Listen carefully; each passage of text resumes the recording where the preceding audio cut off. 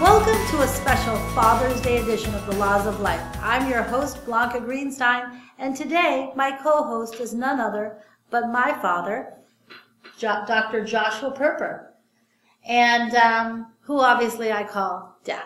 So, Dad, how are you doing today? I'm doing fine, and I'm very glad to be on your show because I'm very impressed the way you conduct yourself. Well, thank you. And of course, first I want to wish you a happy Father's Day. And I want to give you the publicly known award that you are the #1 father on the face of the planet. Well, I am afraid I cannot claim this title, but I'm very appreciative that you think so. Okay, well, you're welcome. So let me ask you this. I've learned a lot of laws of life from you over the years, but you always surprise me with new wisdom and new knowledge. So let me ask you a question. What is your #1 law of life on being a dad? Well, I think that love comes naturally. It's imprinted in our DNA. However, I believe that love for a child should not be just felt, but has to be shown.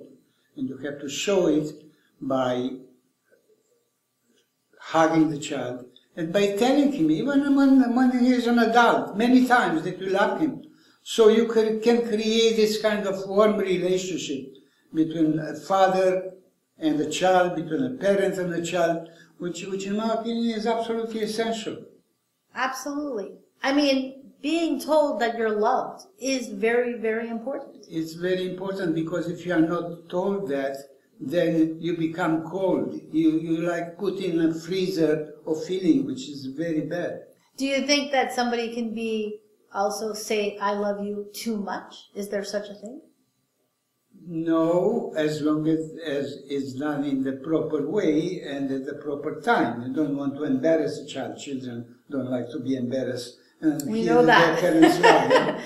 But if you do it properly, there is not too much. How do you draw the line between loving your child and over spoiling your child? How do you find? So in other words, you've been a very generous dad, but how did you find that line where you learn also to say no sometimes? I believe that any parent who has some general rule of conduct know when a child goes over the red line. And therefore, at that time, he has to educate the child. In my opinion, the best way to educate the child is by example. Because children mimic who you are, even consciously or subconsciously. So if you drink, they become drinker. If you smoke, they become smoker. If you are sexually indiscriminate, they will be sexually indiscriminate. So that's what means to be loved.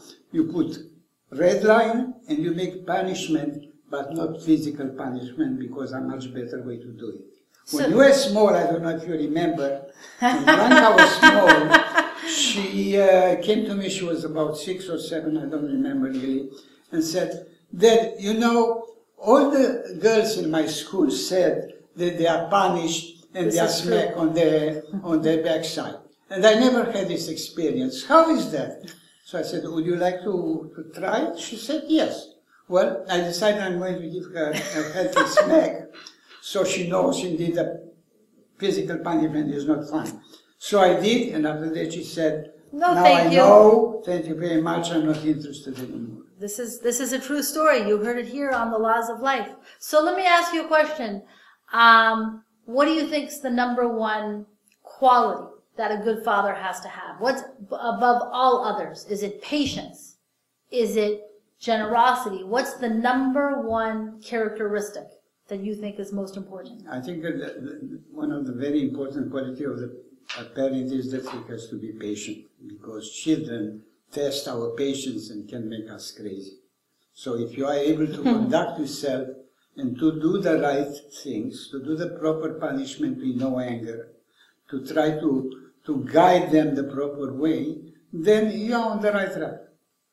And what is what is one of the favorite things you enjoyed as a father when your kids are all older now, we're all professionals now, but when we were younger, what did you enjoy most? Well, well, so far as I'm concerned, I don't see any difference in my feeling. No difference? No.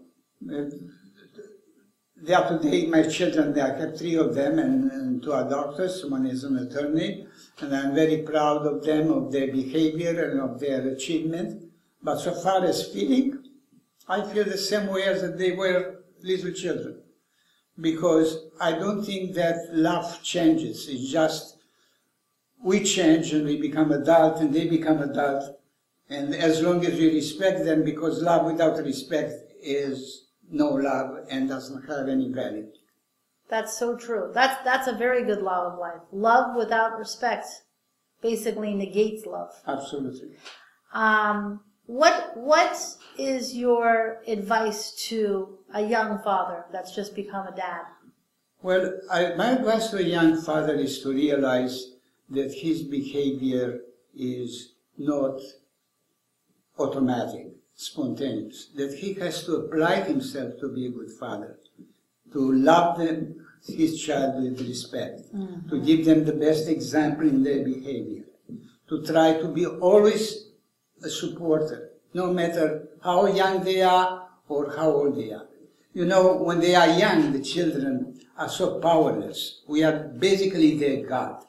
We do for them everything.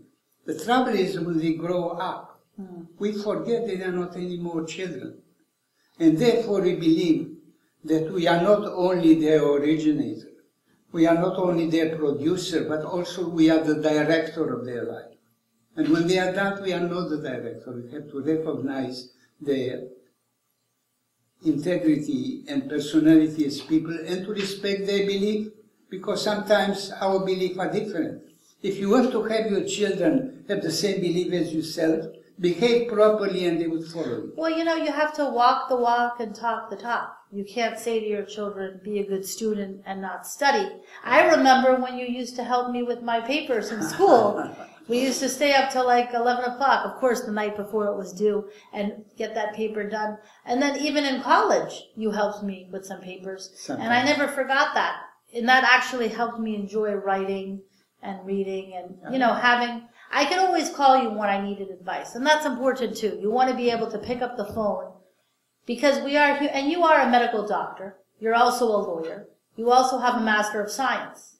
So looking at psychology for a minute, what is something that you think is the most important thing that a father must do to ensure that the child has good psychological balance? I think that you're absolutely right. I think what a father has to do is to open doors, to open horizon, to offer opportunities.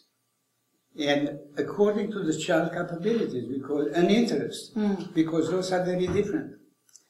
Well, listen, you were never a big sports fan. So growing up, we didn't watch a lot of football, baseball, but it was always, you know, there was a lot of emphasis on academics. Yeah, unfortunately, I was an intellectual sportsman, but that's true. So let me ask you a question. What is the perfect present to buy a dad for Father's Day? Well, what do you want for Father's Day? Well, I don't want any kind of physical present. As long as my children are, if my children are happy, that's the best present that they can make or they can do for me. Well, that's nice. Well, I'm sure me and Eddie and Harry are going to do something fun with you. I'm very, very proud of my loving children, and the greatest reward that a parent can have is to sense the tremendous love which children have for him. Absolutely, without a doubt. So what is your favorite memory? Do you have a favorite memory or like the funniest father memory that ever happened? The favorite memory from you as children? Yeah, I remember that all 3 of you loved me to sing them a Lolly Baby song when they were very small, to pat them on the backside and to sing the song, and they always ask, more. Schlufman Tire Kindle. Right. That was a very good song.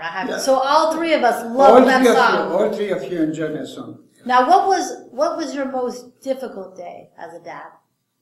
Any difficult days come to mind? Or the hardest thing about being a dad?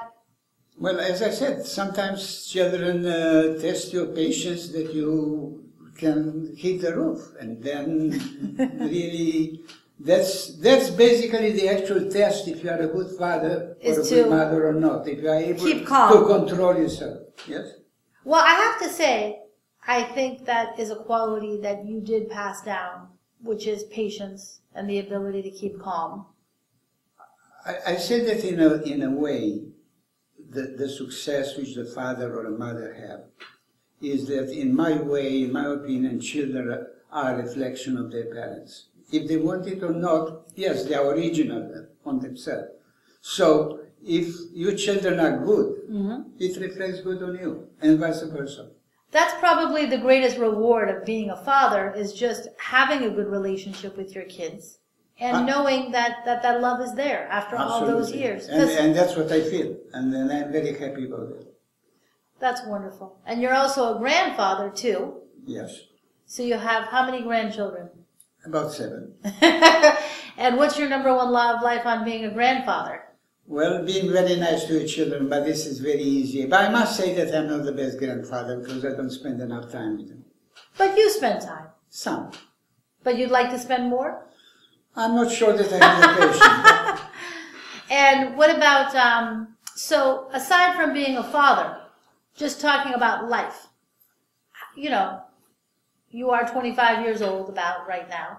What is your number one law of life? After all your years of experiences, what do you think is the most important rule that people should live by to be successful? Well, you asked me for my recipe for happiness? Yes. Okay. I can give you my personal recipe for happiness, what I believe that it should be. Okay.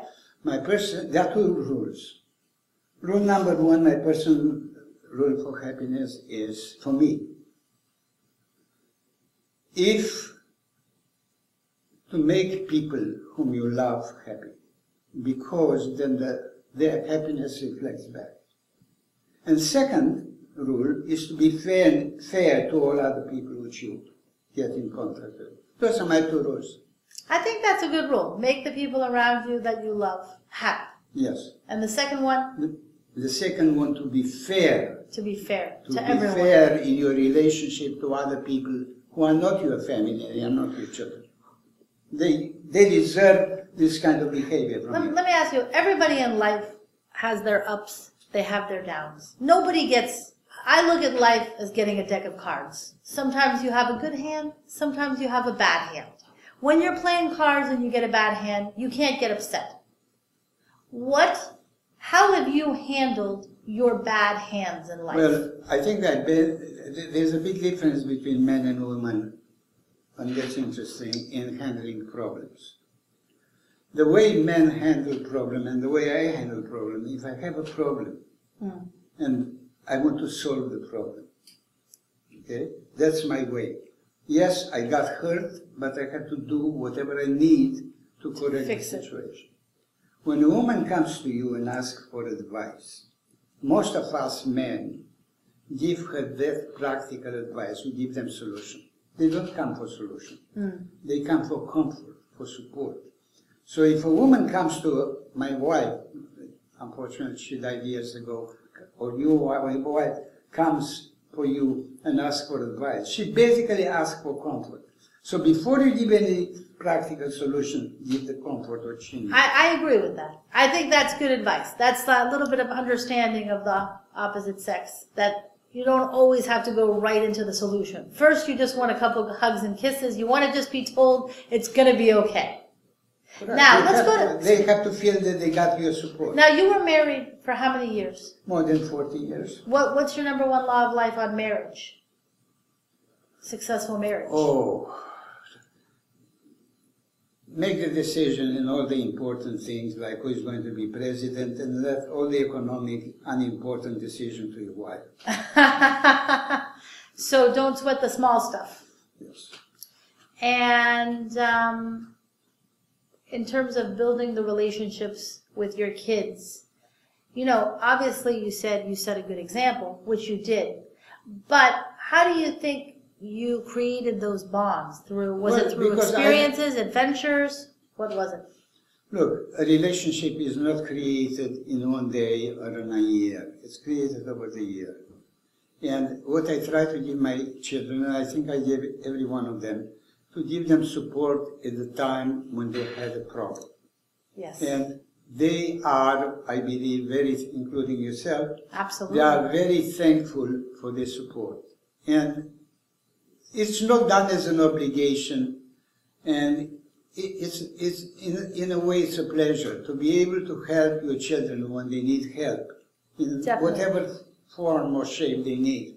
It's something which makes you feel better. You feel they are doing something valuable, and in return you receive all the love. Not that you expect it, but it's natural that it comes to you. But this is one of my, how did you become such a good person? Like, was it your parents that turned you into this amazing person? Because you are very giving and very selfless. So what made you like that? Well, because I thought about it, and when I became a father, I really thought that I had to do those things. I think that I have an obligation for as long as I live to be there as a rock for my children, as a support for my children. But was it your parents that influenced you? Who influenced you to be like this? Did something happen? Probably, I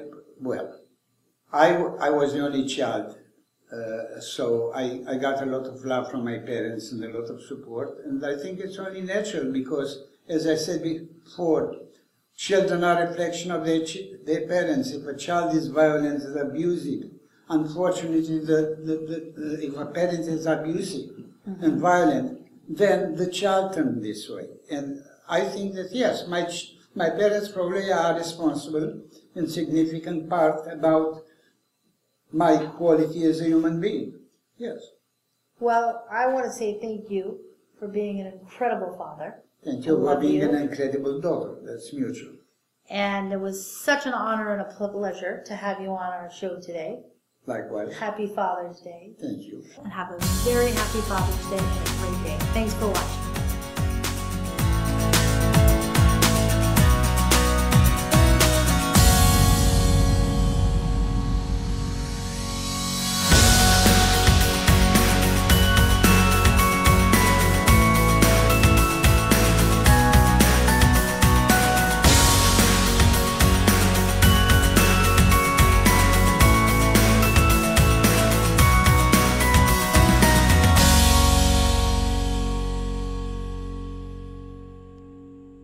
Okay. I love you.